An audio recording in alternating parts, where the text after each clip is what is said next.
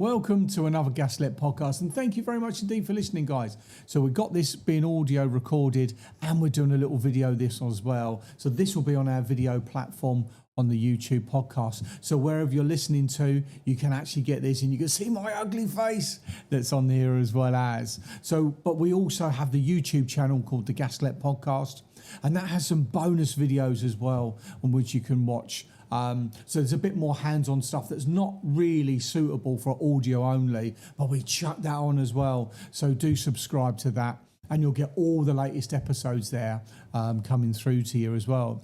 As I record this on Sunday night, ready to be edited this down for releasing on Tuesday morning. Today is Sunday the 12th, so it'll be the 14th when this will be released. Well, we're actually number 10 in the Feed Spot top 35 plumbing podcasts. So absolutely fantastic that is. And that's only number 9 is Andy Cam from the Fixed Radio Plumbing and Heating Show, which is a massive radio show, plumbing and heating podcast. He is a big hitter in this game, and he's number 9, and we're number 10 doing this silly little thing here. So super excited about that. But thank you very much indeed, guys. And I'll continue carrying it on. So anyway, this is episode 37. So we're pressing on to and beyond the magical 52, which will be the 1-year anniversary. This week's episode, I'll be speaking about a previous job we did around CO poisoning. But let me tell you why, what it is so dangerously important. CO is harmful because it binds itself to the hemoglobin in the red cells of the blood, reducing the amount of oxygen that can be carried around the body and the brain. This can interfere with the oxygen delivery to the body's organs. People with the disease that affects the oxygen being delivered to the heart and brain, such as coronary heart disease, angina, asthma, anemia, are particularly at risk. Carbon monoxide, or CO, has many effects on the body, including short-term exposure can cause headaches, dizziness, nausea, vomiting, weakness, confusion, chest pains. Symptoms can feel like flu or even food poisoning. Long-term exposure can feel like flu-like symptoms, memory problems, loss of vision, dementia. Severe exposure can cause a loss of consciousness, seizure and death. Neurological effects can cause cognitive and behavioural changes such as impaired thinking, concentration, irritability and impulsiveness. And in pregnancy, exposure can last in the last trimester can cause a lower birth weight in babies. According to the statistics released by the Office of National Statistics, throughout England and Wales, there is an average of 60 deaths a year due to accidental exposure to carbon monoxide, and up to 45% of those actually occur in the home. A lot of progress has been made over the number of deaths thanks to legislation requiring landlords to install carbon monoxide alarm. A lot of social media stuff around in place about not using barbecues inside tents, which is a big thing for winter fishing, and also warnings about not using petrol and diesel generators indoors. Even running generators in garages with doors closed can cause a massive build-up very quickly. So it's super important and serious stuff. A simple CO detector can literally save your life. So burning gas, natural or liquid, solid fuels like a log burner or coal fire. These detectors are super important and cost around 20 quid, and they can last at about 7 years on the same battery. So make sure you regularly test its operation like you do your smoke alarms. Anyway, let me tell you a little story about a job that we did. So it was last year in 2024, and we had a job, and we was called out. The lady actually, I won't name any names. I won't say where it was because it's really a serious job we had, and she reported carbon monoxide.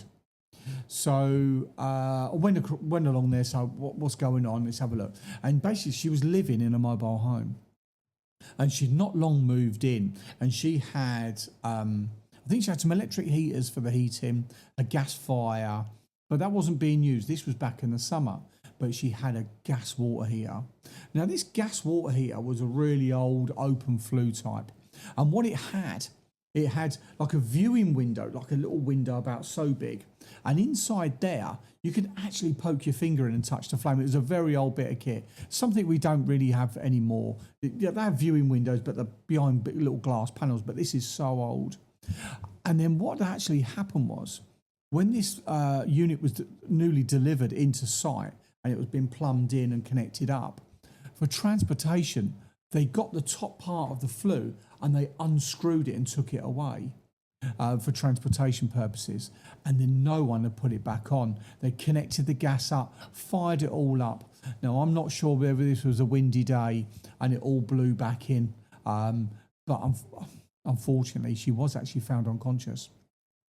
And she got some medical assistance, and she was taken to hospital for the effects of carbon monoxide poisoning. I think there may be some ongoing effects from that there as well. So I did see her the other day, just in passing, and I asked her how she was and how she's getting on. And she said she's getting there. So it's a really super serious stuff. I don't think it had been too far off, and she would have unfortunately passed. So with the flue on top of the boiler, what we do is the longer the flue, the more draw it will take before it sort of exits out, and it had like a little cowling on the top. So by shortening down the flue onto the boiler, it didn't have the draw, the natural draw, because it wasn't a fan boiler, this water heater. So, but another thing you need to think about is, if you've got anything like this, when you turn the hot water on, you're running it for a shower, which might be 3, 4, 5, 6, 7, 8, 10 minutes. It'll run at full rate, so it'll be absolutely flying. And if it's not being drawn away properly, then it can then just leak out. And then I think that's actually what did happen there. So we put the top of the part of the boiler on because we found the flue, put it on top, and we tested it out, and it all tested out absolutely fine and not a problem at all. And touching wood, as I like to do, even though I'm not superstitious, but obviously for the sake of someone's health, I'll do whatever's needed. There's been no further incidents, and we've got 2 CO alarms into that unit now, so just to be making sure. So that is a real example of something that only happened last year. So super important stuff. And I only bumped into her the other day, so I thought I'm just going to do this again on CO. So there we are. Anyway, so we still have the winter season that's upon us. So I had a message on social media from one of our customers, actually, and I've been off today, being Sunday. I've done some bits and pieces, went for a lovely little walk as the sunrise down in Broadstairs. It was a bit chilly, -4, I still have my shorts on, of course, and we took the dog down there, a little family thing, we walked along, but the snow was frozen, but it was amazing, it was great. Anyway, so we had this message from one of our customers, and they got a 3-port valve. So they're saying that the heating wasn't working. So I said, lock the 3-port valve over, and that'll then put it into the heating position. And then if that doesn't then kick in, because if there's some problem with the timer or the thermostat, then turn the hot water on. And then what that will do is the boiler will go, because the hot water doesn't use the 3-port valve for its command. So that will, for turning on. So the boiler will fire up. It'll get to the 3-port, because it's locked over in the heating only position. Then it'll fly down. And while we've got this little cold snap here of sort of -2, 3, 4 degrees, that will then give us some heat for this evening until we can get along tomorrow and replace the 3-port valve. So just a little tip for you there, guys. If you've got one of those, just keep it simple, get it over, and whoever you're going to get to come out, whether it be us or somebody else, doesn't matter. That's how you can get your heating on and get it done. So we've got a new inspection camera.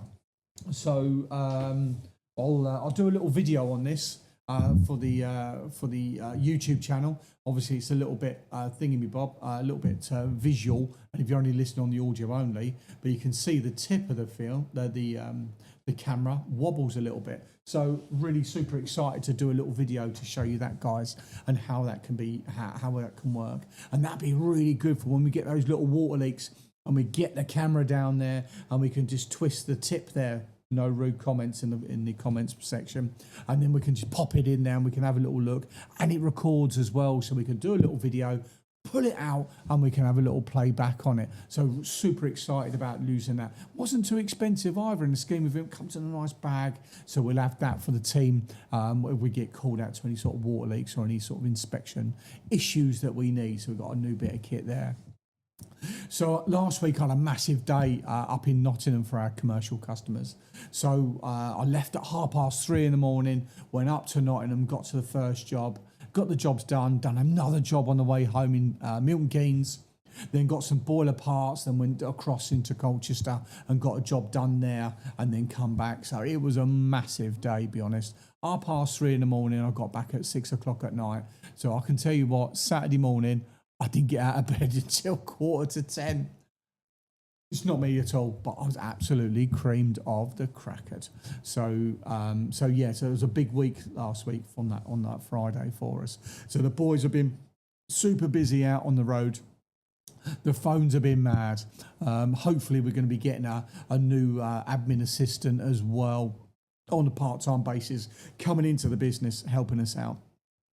There's some other bits that I've managed to get going last week, so I'll make a big announcement on social media and on the website about that. But we should be out getting that running this week, so I'm super excited. I've been working on that for absolutely ages and found a little way of getting that done. Last week's winner on the podcast for the little Echo speaker was actually one of our overseas listeners. So thank you very much indeed. We're going to get that packaged up and we're going to get that sent out to you. So thank you very much indeed for listening. We'll get that done and dusted. Right, let's get the podcast wrapped up, and thank you very much indeed, guys. So CO, super important. There's plenty of stuff on the internet about it. There's loads of statistics, and unfortunately, up to 60 deaths a year.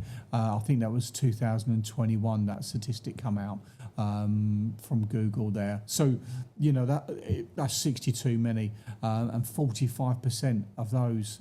So that's probably about 27, 28 of those deaths were within the home. So, really be careful there, guys. Thank you very much indeed for listening. I've got a new little bit of kit I've been using, so hopefully this has come out okay. I've got no way of previewing it at the moment. So I've got a new camera and this new little setup that we got here. So fingers crossed it's all come out okay. If it's rubbish, then we'll change it. If it's great, we'll carry on with it. Take care, guys. Thank you very much indeed, and have a fantastic week. Take care. Goodbye.